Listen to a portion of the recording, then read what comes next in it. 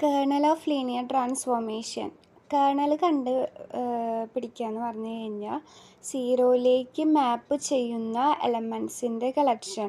അപ്പോൾ നമുക്ക് തന്ന ട്രാൻസ്ഫോർമേഷൻ ഈക്വൽ ടു സീറോ എന്ന് എഴുതിക്കൊണ്ടാണ് എന്ത് ചെയ്യേണ്ടത്, കേർണൽ എഴുതേണ്ടത്. അപ്പോൾ ഒന്ന് നോക്കൂ, let T from V to, ഞാൻ പറഞ്ഞില്ലേ ഇവിടെ ഇങ്ങനെ ഇതിൽ എന്ത് ഡെഫിനേഷൻ എഴുതാൻ പറഞ്ഞാലും first starting T from V to W be a linear transformation എന്നാണ് തുടങ്ങുക. Then set of all vectors v in V that is satisfied t of v equal to 0 is called kernel of t. സീറോയിലേക്ക് മാപ്പ് ചെയ്യുന്ന എല്ലാ എലമെൻസിൻ്റെ ആ കളക്ഷനെയാണ് നമ്മൾ kernel of T എന്ന് പറയുന്നത്. ഇപ്പോൾ challenge എക്സാമിന് 5 മാർക്കിന് ചോദിച്ച ക്വസ്റ്റ്യൻ ആണ്. Find kernel of linear transformation T from R cube to R square defined by T of X equal to A X where A equal to 1 - 1 - 2 - 1 2 3. അപ്പോൾ ഫസ്റ്റ് എന്ത് ചെയ്തിട്ടുണ്ട്, എ എക്സ് ഈക്വൽ ടു 0 എന്ന് എഴുതി. അത് എത്ര X എങ്ങനെയാണ് മനസ്സിലായി, നമ്മൾ ആർ ക്യൂബിൽ നിന്നാണ് തുടങ്ങുന്നത്. അല്ലെങ്കിൽ മെട്രിക്സിൻ്റെ ഓർഡർ, മെട്രിക്സിൽ എത്ര കോളംസ് ഉണ്ടെന്ന് നോക്കിയാലും മതി. അപ്പോൾ എന്നിട്ട് എന്ത് ചെയ്താൽ നമ്മൾ ഗോസ് എലിമിനേഷനിൽ പോലെ എ ബി ഈക്വൽ ടു 1 - 1 - 2 0 അതായത് എഴുതി, എയും എഴുതി ബിയും എഴുതി. ഇനി എന്താ ചെയ്യേണ്ടത് വെച്ചാൽ ഗോസ് എലിമിനേഷന് കേർണൽ ഇവിടെ കണ്ടുപിടിക്കുമ്പോൾ ഉണ്ടാവുന്ന വ്യത്യാസം എന്താ വെച്ചാൽ നമ്മൾ ഡയഗണൽ എലമെൻറ്റ്, അതായത് ഇതിലെ ഡയഗണൽ എലമെൻ്റാണ് 1ഉം ഈ 2ഉം. ഈ ഡയഗണൽ എലമെൻസിനെ 1 ആക്കണം. അപ്പോൾ ഫസ്റ്റ് ചെയ്യേണ്ടത് ഫസ്റ്റ് എലമെൻറ്റിനെ 1 ആക്കി അതിൻ്റെ അടിയിലുള്ള ആളെ 0 ആക്കണം. അപ്പോൾ എന്ത് ചെയ്യണം, R2 changes to R2 + R1 ചെയ്യുമ്പോൾ -1 + 1 എന്ത് വരും, 0 വരും. പിന്നെ ഈ 2, അപ്പോൾ അത് മൊത്തം ഈ റോനെ മൊത്തം അപ്ലൈ ചെയ്യുമ്പോൾ എന്ത് വന്നു, അടുത്ത എലമെൻറ്റ് എന്ത് വരും, 2 - 1 1 3 - 2 1 0 എന്ന് കിട്ടി. അപ്പോൾ നമുക്ക് ഇങ്ങനൊരു മെട്രിക്സിനെ കിട്ടി. മെട്രിക്സിനെ കിട്ടിക്കഴിഞ്ഞാൽ അതിന് ഇക്വേഷൻ എഴുതാം. ഇക്വേഷൻ എന്താ, x1 -x2 - 2x3 = 0 x2 + x3 = 0. ഇവിടെ നമുക്ക് റാങ്കിൻ്റെ വാല്യൂ 2 എന്നും വേരിയബിൾസ്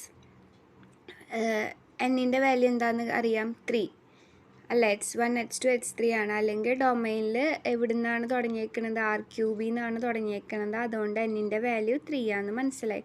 അപ്പോൾ ഫ്രീ വേരിയബിൾസ് ആയിട്ട് നമുക്ക് എന്ത് കിട്ടി, 3 - 2 = 1.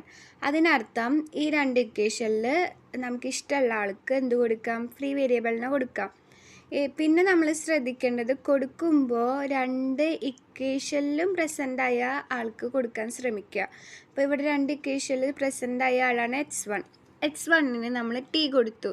അപ്പോൾ x3ക്ക് എന്ത് കിട്ടും, ടീന് കിട്ടും. h2 എന്ത് കിട്ടും, h2 എന്ന് പറയുമ്പോൾ -t കിട്ടും. അപ്പോൾ കിട്ടിയ ആൻസറിൽ ടീനെ പുറത്തേക്ക് എടുക്കുമ്പോൾ 1 1 -1 അല്ലേ, x1ൻ്റെ വാല്യൂ ടി, h2ൻ്റെ വാല്യൂ -t, x3യുടെ വാല്യൂ ടി.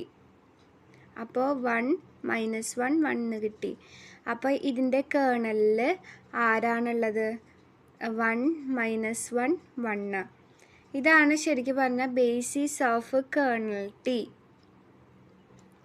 ഇനി അടുത്തൊരു question, find kernel of linear transformation T from R square to R cube represented by t of x1 x2 equal to x1 - 2x2 0 - x1. അപ്പോൾ എന്ത് എഴുതണം, t of x1 x2 equal to 0 എന്ന് എഴുതണം. 0ന് എത്ര position ഉണ്ട്, 0 0 0 എന്ന് പറഞ്ഞ് R ക്യൂബാണ്, അതുകൊണ്ടാണ് 3 0 ഇട്ടിരിക്കുന്നത്. അപ്പോൾ നമ്മളിത് കമ്പയർ ചെയ്യുമ്പോൾ എന്ത് കിട്ടി, x1 = 0, നെക്സ്റ്റ് x1 - 2x2 = 0. ആദ്യത്തെ ഇക്വേഷൻ നമുക്ക് x1 തന്നെ 0 എന്ന് കിട്ടി. അപ്പോൾ x2ഉം എന്തായിക്കോളും, 0. അപ്പോൾ കേർണൽ ഓഫ് ടി = 0 0 എന്നാണ് കിട്ടുക. 0 0 മാത്രമേ ഉള്ളൂ കേർണലെങ്കിൽ അതിൻ്റെ ഡയമെൻഷൻ 0 ആയിരിക്കും. ഇനി 0 1 1 0 0 വെക്റ്റർ അല്ലാത്ത ഏത് വെക്റ്റർ, ഒരു വെക്റ്റർ വന്നെങ്കിൽ അതിൻ്റെ ഡയമെൻഷൻ 1, 2 വെക്റ്റേഴ്സ് ഉണ്ടെങ്കിൽ അതിൻ്റെ ഡയമെൻഷൻ 2. അപ്പോൾ കേർണലിൻ്റെ അതായത് നള്ളിറ്റി കണ്ടുപിടിക്കുമല്ലോ, അത് ആവണുള്ളൂ. അപ്പോൾ നമുക്ക് നോക്കാം. ഇനി നോക്കൂ അടുത്ത question, find kernel of projection T from R cube to R cube represented by t of x y z equal to x y 0. അതായത് തേർഡ് കോർഡിനേറ്റ് എന്തായിക്കാണ് 0 ആയിക്കാണ്. അപ്പോൾ നമ്മൾ എന്ത് കൊടുത്തു, T of X Y Z equal to 0 0 0 എന്ന് കൊടുത്തു. അപ്പോൾ നമുക്ക് compare ചെയ്യുമ്പോൾ X equal to 0 Y equal to 0 എന്ന് കിട്ടി. അപ്പോൾ സെഡിനെ കുറിച്ച് എന്താണ്, സെഡ് ഏത് വാല്യൂ വേണമെങ്കിലും വരാം. അപ്പോൾ ഞാൻ എന്ത് കൊടുത്തു, സെഡ് ഈക്വൽ ടു ടി. അപ്പോൾ കേർണൽ ടി എന്ന് പറയുന്നത് 0 0 ടി ആണ്.